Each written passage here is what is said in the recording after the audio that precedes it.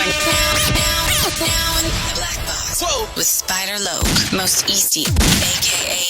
BJ Keyway, and the Google Gang. Let's go! Listen. Gratitude is the attitude. Show is a blessing. To be back in the Black Box. Black Box. Relax, roll up as we randomly react to content in these YouTube streets. Yeah. It's time for R&R. Neighborhood Nip Hustle. Big shout out to my SPI, Spotter Low. You know I'm in the Black Box. Had to come through, tap in, show love one time. Yeah, y'all make sure y'all subscribe. Stay tuned. All that. The constant, consistent, continuous content creation campaign continues. Today we got Byron Blake cooking Ceddy Nash on the menu. Say he got proof that Ceddy Nash is a confidential informant. So with no further ado, let's see what Byron Blake says Ceddy Nash has been up to. Today is the day. I just feel like clearing the air today. I feel like a lot of stuff is being misinterpreted and misconstrued, and maybe on purpose. So today I felt like we should come and clear the air.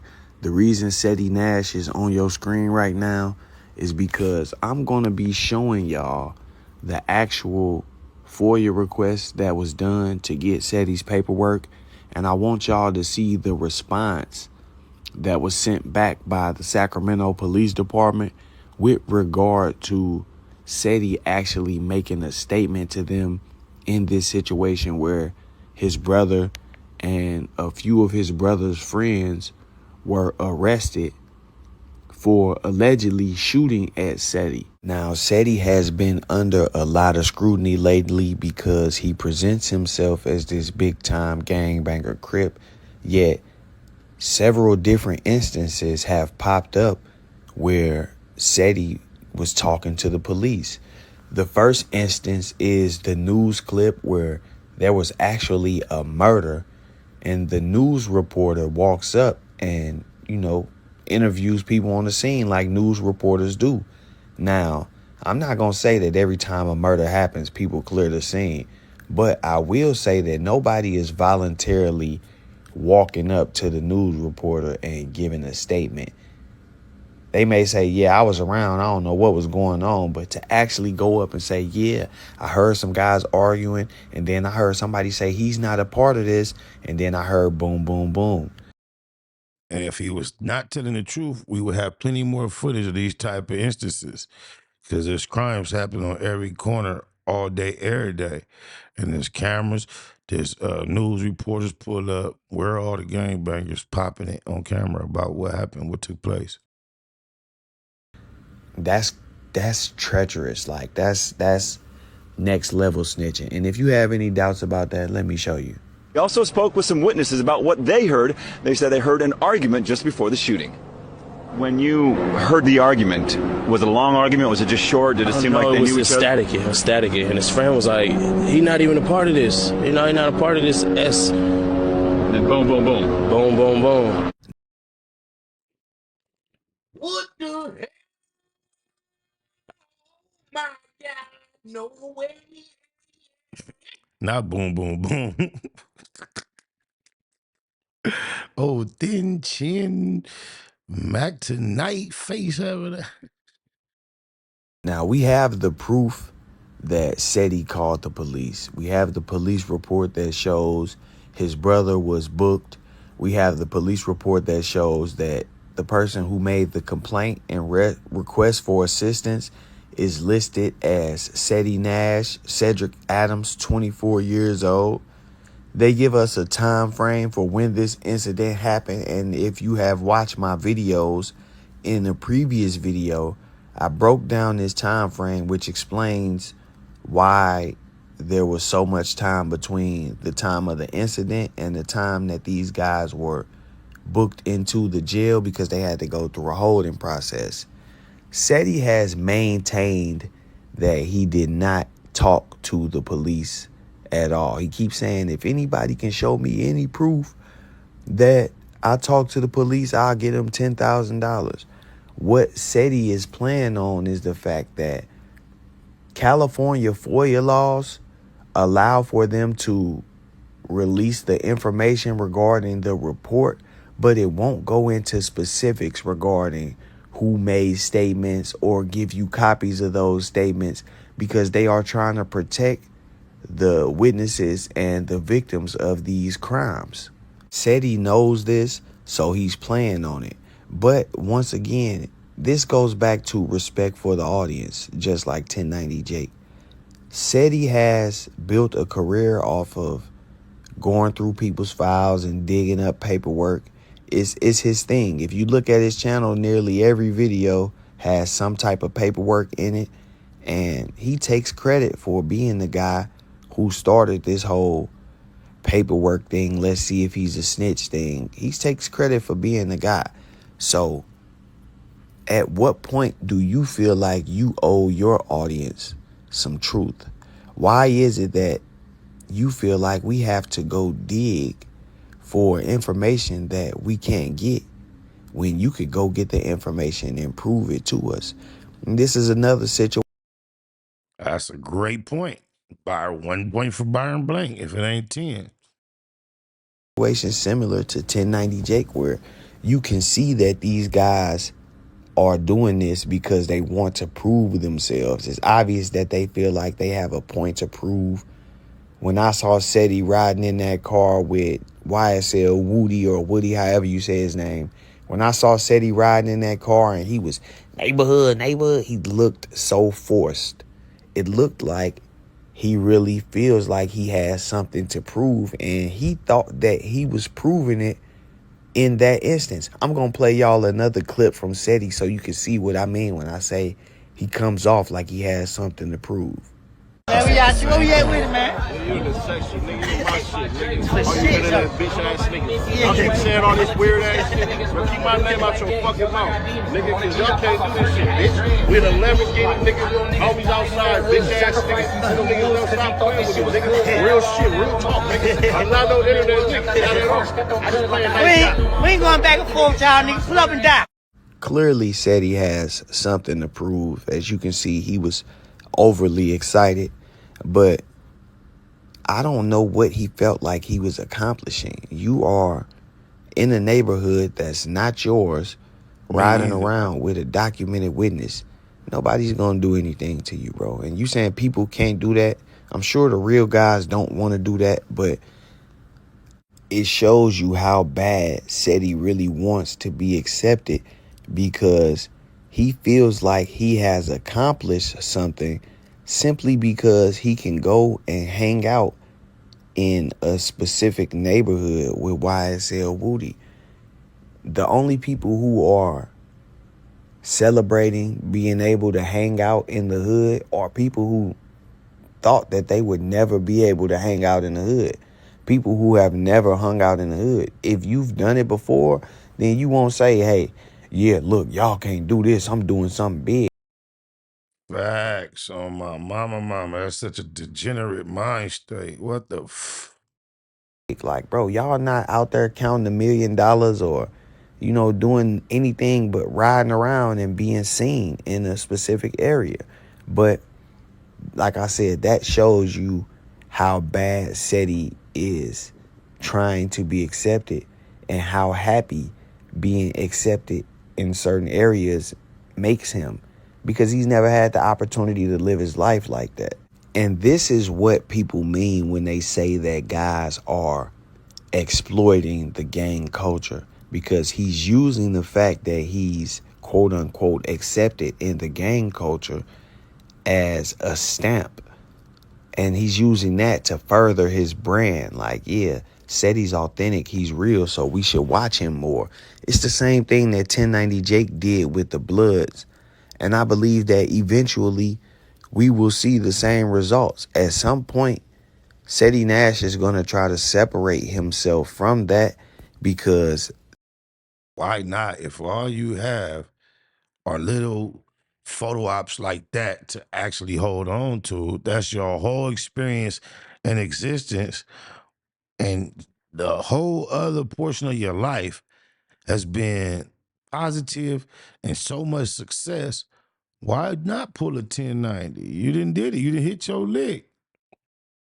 That will give him the opportunity to cross over into another lane.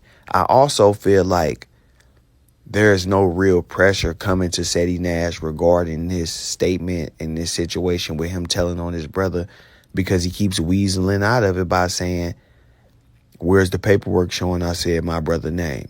Which leads me to the purpose of this video.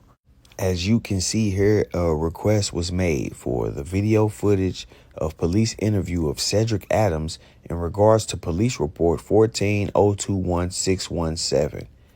They responded and said that the request was denied.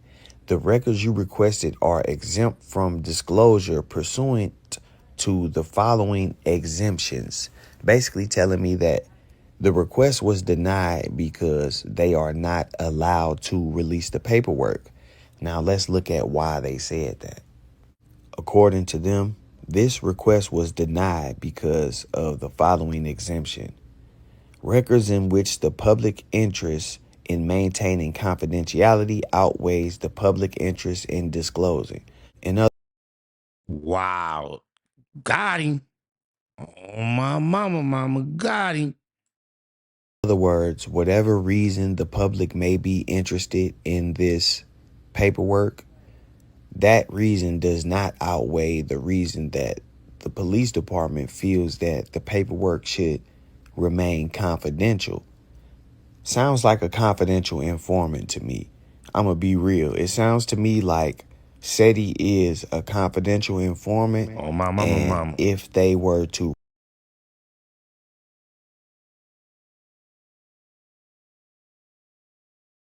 release this paperwork, then we would have proof that Ceddy has cooperated with the police and worked with the police to help solve a crime or giving them information. And that would blow their cover because he's probably provided them with a ton of information over the years. In any case, this document doesn't say that the statement doesn't exist.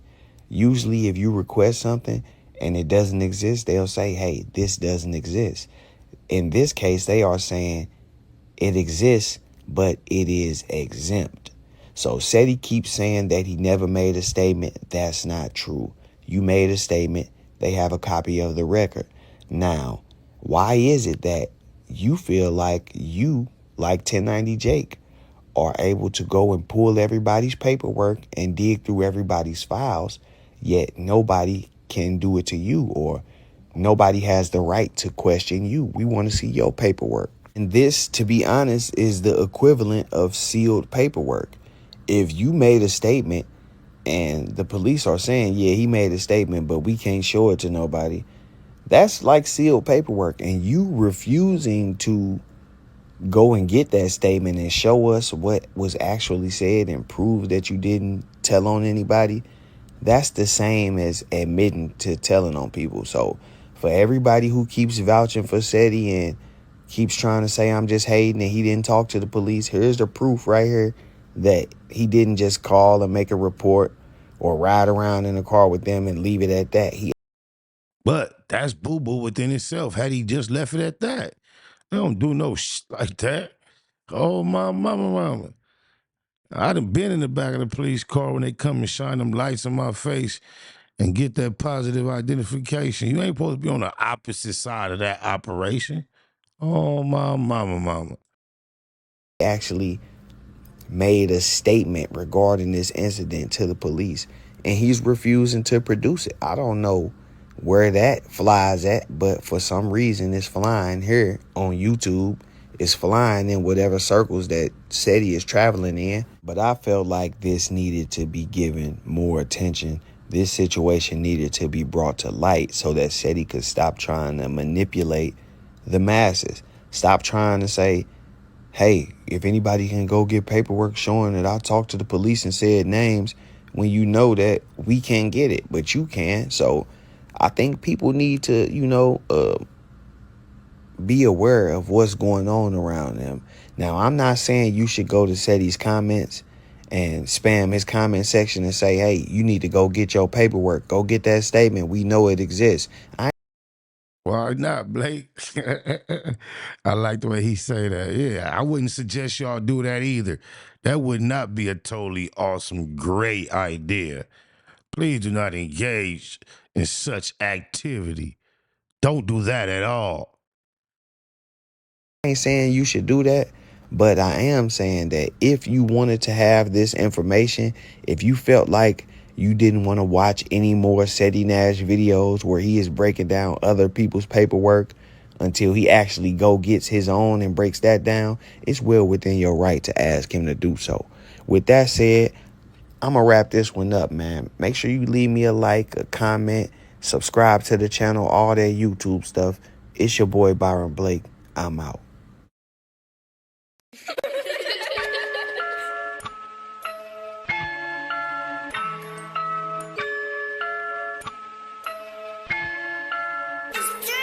We still on them same blocks, niggas scared to pull up on. We still watching every car they drive by and look wrong. Ain't need 30 rounds, took it off and put the stock on. He drove by twice and got knocked on, all bad.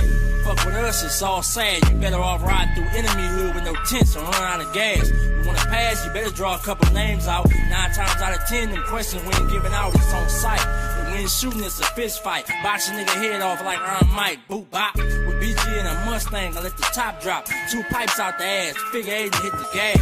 Same old gold rag from about a year ago. Spot that bitch tied around my neck, I'm blue Smurf low. And I only fuck with high heads and cutthroats. At least something hot in your head and with a cutthroat. Who gon' smoke? I be doing the most. So niggas start moving when they see me reaching my coat. It don't matter what we post, me and mine's never nervous. But I asked about the last time them niggas try to serve us, ain't nobody gon' hurt us. No Steph Curry, everybody hold 30s. Telling you cuz it's murder where we come from. Chopper sounding like a bass drum. And I can tell that you ain't no gangster, you tryna be one. Tryna get in this lane but can't keep up. Rollers get behind the stash spot, put the heat up. Riders get cracking when we link up. And fuck all of that mumbling. Say it with your chest, nigga, speak up. We love confrontation, nigga, we with anything. And really on that beat shit, it's up there with any game. In my BG voice, no EA Sports, they know what that mean, nigga, we ain't playing no games. They know me by my face. Them niggas know you by your Facebook name. We are not the same. I really come from the game, nigga. You better check the stats. It seems everywhere, from the tat to the hats. Yeah, that.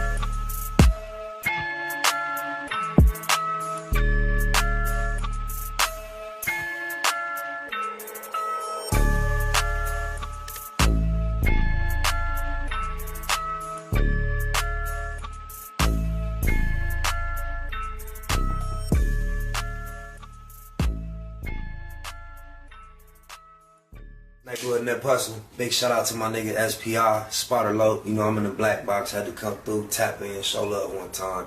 Yeah, y'all make sure y'all subscribe. Stay tuned, all that. It's the homie cook-up boss, goddammit, Cub Low. And y'all tuning in to the Wake and Bake Show with goddammit the homeboy Spider Low. Here with SPI, the realest nigga in LA. Spider this bitch! My nigga Spider Low. Spider Low, nigga. Spider Low. Spider Low. Spider Low. Spider Low. Spider Low. So Spider looks at me because we go back to the juvenile side of the county. What the fuck? My nigga. Spider Low. Spider Low. Shout out to SPI, that motherfucking nigga. Spider Low, Wake and Bake. Better keep it Google, nigga. Loke is in LA somewhere doing what he's doing. In the words of Spider Loke on my mama's mama. Spider Loke's gear. This is Bay Mac. Nate Blood, C-Mac. Shout out my Loke, Spider Loke, huh? Nate Blood, on the hood. It's a beautiful world. You fight me? Fight, Craig.